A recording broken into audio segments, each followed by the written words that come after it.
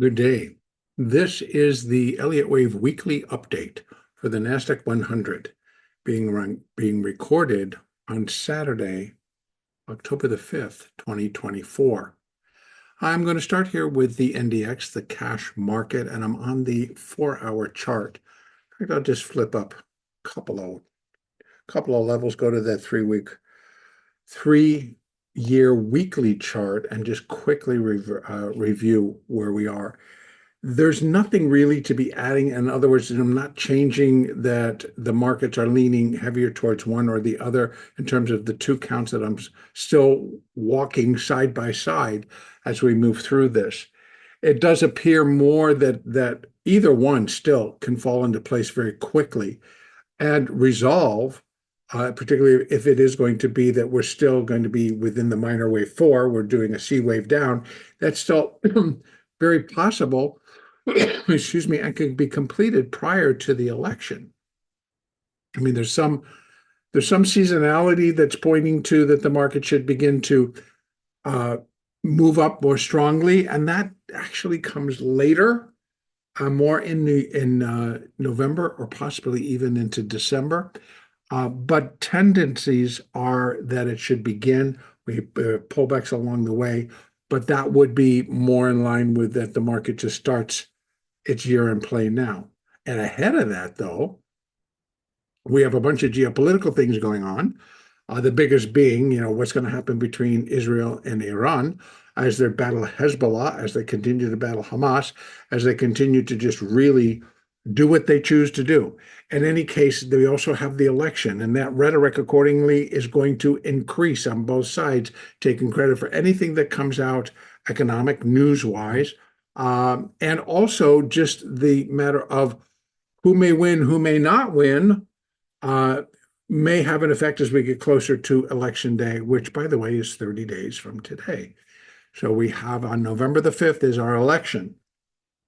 And it is a vitally important one up and down the ballot everywhere. So everywhere where we as U.S. citizens live, it is our duty. So, get out and vote. I don't care who you're voting for. Just make sure that you get your voice heard.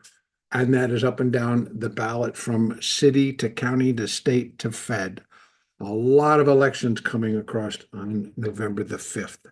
So in lieu of that, or ahead of that, I believe there could still be some decent volatility both directions, but it may not move the needle as far as like, oh, good, are we now really going to start moving up higher and we're doing it in the minor fifth wave? Or are we kind of moving up higher, still trying to finish this minute B wave as a part of the minor fourth wave with still a C wave down to come? That all still left out in the balance and just hanging right there.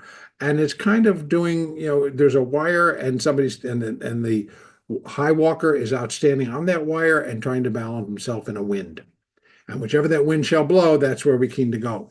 I tend to, as I stated in the S&P update, that personally I'm continuing to rely more on the flows, the capital flows, the options flows, the gamma flows to see where those levels are set as the market works out of last Monday's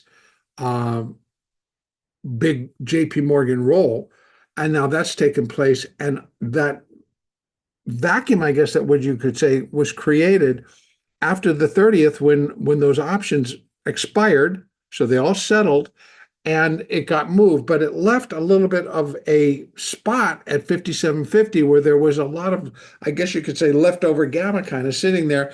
And that seemed to have dealt with on Friday as the markets closed pretty much at levels that kind of went along with where things were prior to the expiration.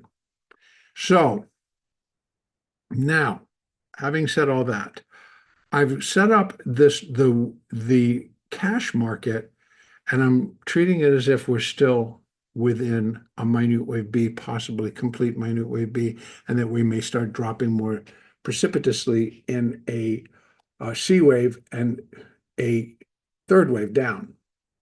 So with that in mind, let's just kind of review very quickly where we are. If we're still in the opposite, if we're in the other count, that count would suggest that we're already started and within the minor fifth wave up and likely have finished minute waves 1 and 2, and we're in the minute third wave up and possibly just finished the minuet first wave of minute wave 3 of minor wave 5 up. So what I'm going to discuss first, though, is that we are starting lower in a minute C wave of minor wave 4 down.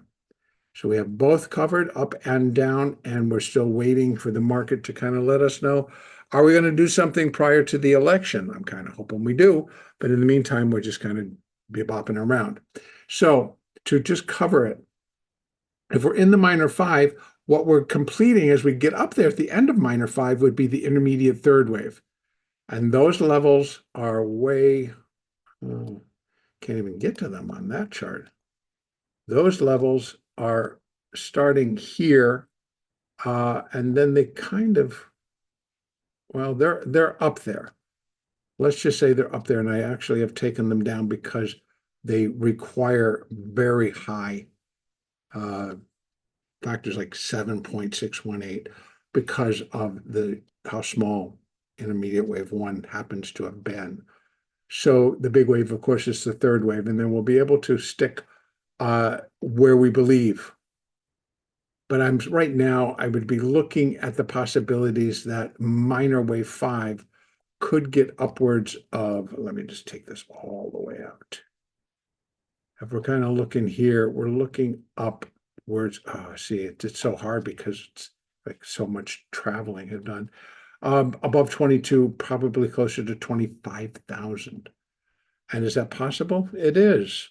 And if the market really gets itself rocking and rolling and thinks that the world is not going to come to an end anytime soon, then we could go pretty quickly. Now, back in reality here, we'd be looking at a minor wave 5 up to complete an intermediate third wave. And I think somewhere around 22 to 23,000 could complete that task. And then we come back down in an intermediate fourth wave, we go back up in intermediate fifth wave. And that's the one that we start really getting up there into the stratosphere. In the meantime, what I've got lined up here to talk about is that we are still within the minor wave 4. And that would suggest that we're going to go down. Now, taking it out of here, and that still leaves, right? So minor wave 4 would have the potential to come down 17,026, possibly as low as 15,000, depending on how hard it would to come flying back down. But our window of opportunity for a low would come between 17,026 and 16,200, with the potential on a hard enough push and serious enough news, break it and take it all the way back down to there, and then rally actually to all-time highs yet again. Now, bringing this down out of the stratosphere, let me take it down to the 4-hour chart and open this up. And we can see still minor wave 3, A, B. Now, it's a little bit different here in the NASDAQ because we have not gone up as high. Now, working against this is that I have to see on the 4-hour chart, you basically can look and say, wait a minute, that looks like an ABC down. So I'm going to take it immediately and go down and look at the 1-hour chart. And it actually does. It actually does count a little bit like, okay, maybe then with the C wave possibly out of this sideline here is that it's going to be forming an ABC1, ABC2, and then we get an ABC3, ABC4, ABC5, and a diagonal comes off. That's one. And I'm saying I have no, right here, it's just way too early to speak about that. But we are getting just series after series of threes. So that actually tends to go more in line with the fact that either we still have one last move up, and by that I mean, let me go back out to my 4-hour chart and go over here. And so if we're here and we're getting up in here, where it's like 1, 2, 3, 4, this could be 3. 1, 2, 1, 2, 3, 4, 5, 3, 4, and then we're starting to come up in a 5. and in terms of the 5 of this 5 to finish the C wave. And in that being the case, it does kind of project that we'll get above 22,000 or 20,273, which is the high here. Now, this high to get above minor 3, come on. Damn it. What a pain. Back out to my 4-hour chart, please. Thank you. And let's open it up this way. So this high is 21,000. No, it isn't. 20,690. Once we get above that, we're in new high territory. And we can get there, not necessarily in this B wave, but B wave irregular can kind of come up to 21,454 to 21,927. And so we could get into a C wave that just progresses a little bit further. Than this would be 3, this one coming in 4, and we're getting into a 5th wave, and likely 20,090 to 21,454 could be reached. And here the C wave would be equal to the A wave at 20,904. And it certainly takes us above that level. And so we could get up that high and still put a B on it and come flying back down. And then it would be big old flat, right? Because we get above 680, but slightly irregular where the other irregular comes in above it. And that's also possible. So as we try to swallow, like, oh, the employment data is pretty positive, and so we're going to get additional cuts and such and blah, blah, blah. And yes, but we're talking December. Do you want to start buying it now when we still got all this other stuff staring us in the face? Most importantly, what starts next week are earnings reports. And the banks are going to lead. And so the NASDAQ will only get hit should the entire market get hit, because the banks are starting to warn against something slowing or not, producing the earnings that the world's going to consider. Now, or they'll be telling a different story, and that'll just give a rocket lift to the market. And again, I really am more leaning on what's gauging and turning the market higher or lower is the risk on, risk off. And that deals with volatility triggers, which have been on the move. And they're more prevalent in the Qs and in the ETFs, actually. So when we're following it through the ETFs, and particularly the Qs, get triggered on a volatility trigger, lower or higher. And lower means it starts to produce heavier selling, and we're seeing that, but then it stops, and then they run it back, and it triggers again, going in the other direction, and they resume, and they start putting all the vol trade back on, the risk on trade back on. So as long as that remains in the case, we've been keeping our eye more on the volatility trigger, and because it's fluctuating back and forth, it's not a certain market. It's not that we have something to stand on. It's like, we know who's going to win that election. We know for sure how they're going to be treating different things and what their agenda is. It's like everything's kind of still out there. The situation in the Middle East is definitely not solved. Both sides just discussing that we won't forget what you did, Iran. Iran saying we won't forget what you did, and you better not do this, et cetera, et cetera. So we got a lot of rhetoric going on. We still have Israel, Hamas, and then the election, and then earnings. So there's a lot that can really get tossed into this mix and create situations that may be momentary. A little positive earnings report, we get it for about a half hour, an hour, maybe an overnight, maybe for 2 days, and then something happens and reality comes back in, and bam, it gets going in a different direction. So while we're working through all of this, I'm going to be more relying on where the different levels are. So it's where the capital is flowing, where the options are flowing. And calls and puts, what's getting put into place, and then also the gamma. And then within that are the volatility triggers. These are important things for me because they affect us on an intraday basis when they get triggered. And if they continue to affect us, if the triggers are strong enough that it drives it down to a next level, i.e. a put wall, or drives it high enough that it's smacking into a call wall and changing the dynamics of the risk on, risk off trade. So back here on my 4-hour chart, I'm here thinking it's like, okay, if this is A, we get a B. We know we can go up. We can go all the way up to 904 and still be a C wave. In fact, that would where wave C would be equal to wave A. How is that going to fit in here? You'll notice I took down the 1, 2, 3, 4, 5. And yes, we could say, well, that's because it's already done. And yes, it might be. Or it's 3, ABC 4. And then, but this kind of leaves us in question here. Yep, we got that beautiful gap on Friday, courtesy of the future giving it a good head start. And then we ended up at that same level. So could this be A, B, we come back down into C, we still either form wave, a smaller fourth wave, we go back up on a fifth, and that fifth takes us up to here, or yeah, up to here.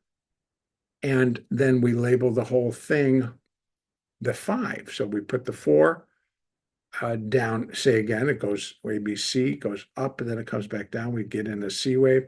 And we would look at that similarly in this fashion. If that is as high we're going to get, and we come in and we start to go down, well, 100, where if this is A and this is B, the C wave would be equal to wave A at 19,385.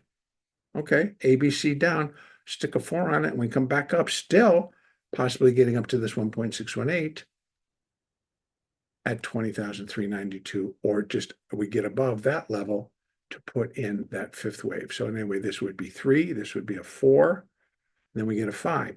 So right now it just seems by the count it's 3 down and 3 up. This was all while we did that beautiful little jack knife here up here. It will all came after 3, 3, 3, and this actually ends up being a 3, and this ends up being a 3. See on the hourly chart. So we've got to go get through all of this. And my thoughts are that we likely might end up coming down first, then going back up, and then deciding from that level. Is that going to be a wave 5, or is it going to be a different count, or something really happening to where we're just going up? Now, the NASDAQ cash is definitely got the room for both. Here we have as if this is, again, if this is wave 1, this would be wave 2 levels. And you can see we came down almost to the 382 level. So could this be an ABC in a wave 2?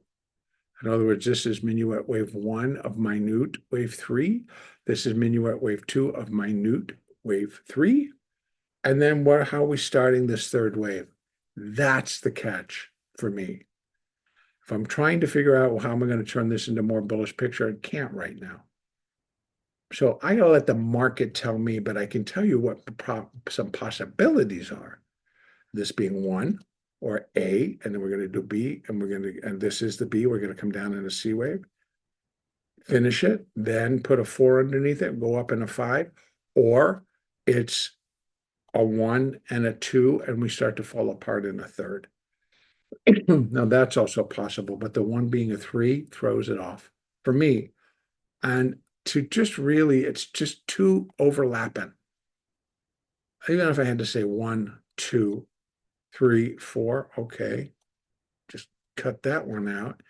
And so it just doesn't fit. Even if I take it down and put it on a line chart, it's still 1, 2, 3, 4, cuts right off there.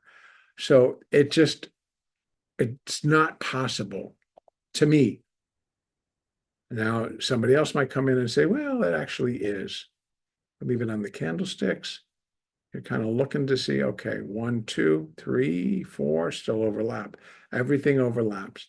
So it's more of an A, B, C. And because this is now going up, you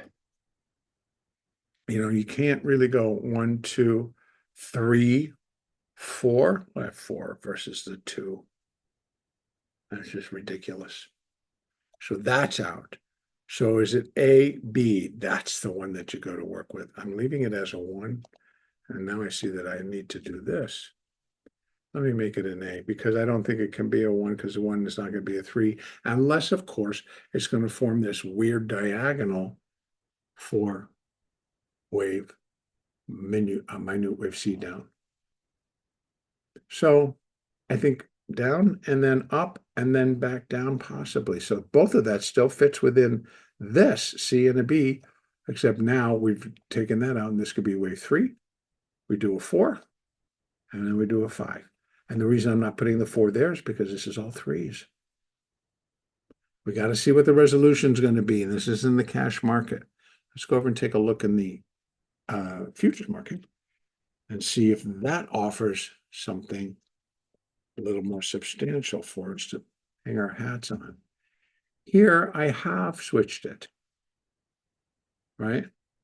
Putting it in to the perspective of leaving that open, putting a 3 on there. And again, I took it off of both for a very good reason. Because it's just leaving it open that this is 1, 2, 3. And we're coming up and if this is a 4 and we're coming up back up. So either it's going to be an A, B, C, and a 4, and then we rise back up and we get ourselves back above 20,538. And we have markers out here that go along on the intermediate degree, and that would be 3, and that's a 4, and you got intermediate wave 5 up. Minor wave 5 up, excuse me, minor wave 5 up. And those levels, I don't think they're there, but I think then it's like we might get up to here. In a minor 5th wave and complete intermediate wave 3, that's how weak I think the market is getting. And then we have an outside shot at 23,000. If this is going to be minor 4, and this is 1, 2, and we're working a 3rd wave up. On the other side of all that, we do have the irregulars. And I took them off, but they are still kind of there. But I'm looking for it a little bit differently because of our setups. And that this, I think, is just, we got to deal with all this 3s. And then this big jerk up and then down and then finishing up closer to where the high was versus the low. We started to come off, I will say, go down the 15-minute chart. You see at the end of the day, right? So this was the close, was right here. And the close is actually here. So they took it up. That's, I think, expiration. They took it up and then they started to sell it for the first 15, and then the last 15 minutes, they just kept it in a very tight range and closed it slightly higher at an uptick versus closing it on down at the low. But I think this could continue because even that, what's this? This, it's all 3s. So it's a very difficult position for the market, I think, and they've got their work cut out for them. So did we finish a B wave and we come down in a C wave? Now, if that's the case, we just start to fill in some blanks here. We're going to come down in a subminuet C wave, and then we're going to put in this would be wave C, so we'd be dealing in these minuscule. So it gets to be a little confusing, and it still could be, this could be 1, and then it's an ABC, and that's going to be a 2.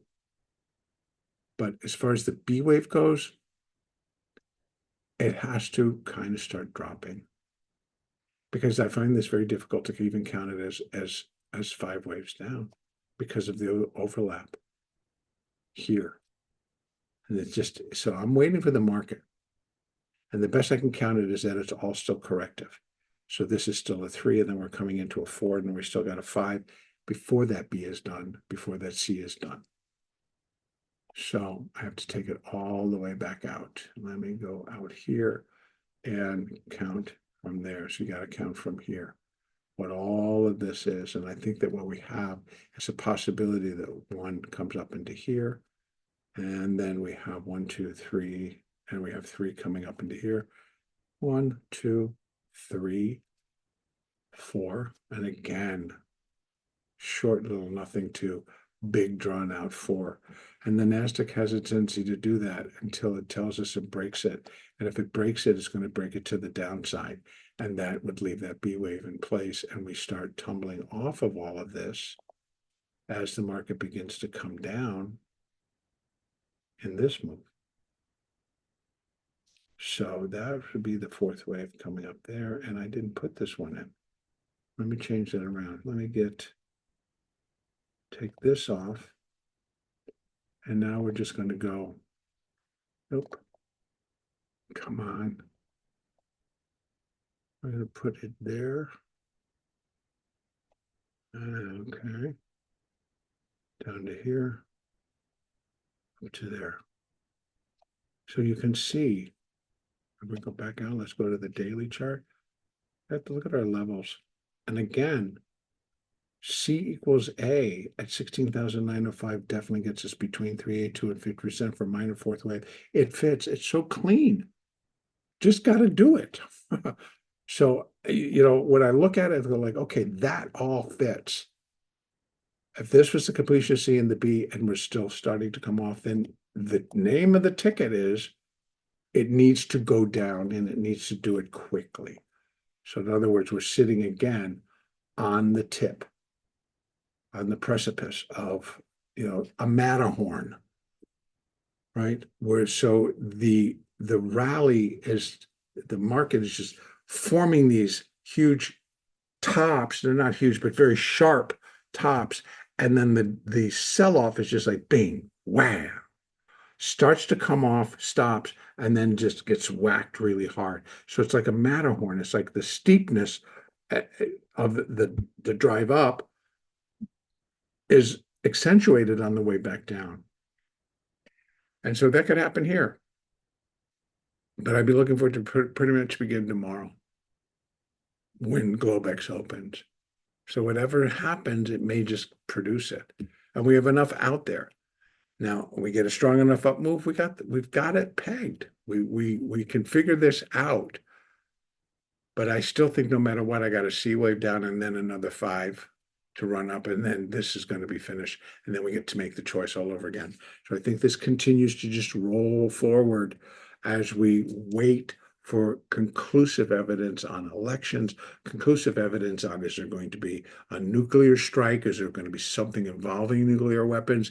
Is what's going to happen between Iran and Israel? So we got that situation. What's going to happen between Russia and Ukraine? It's kind of sitting in the background, but they're just silently killing people there, right? In the name of war, and however they want to justify. But and then the U.S. election, it's all kinds of stuff.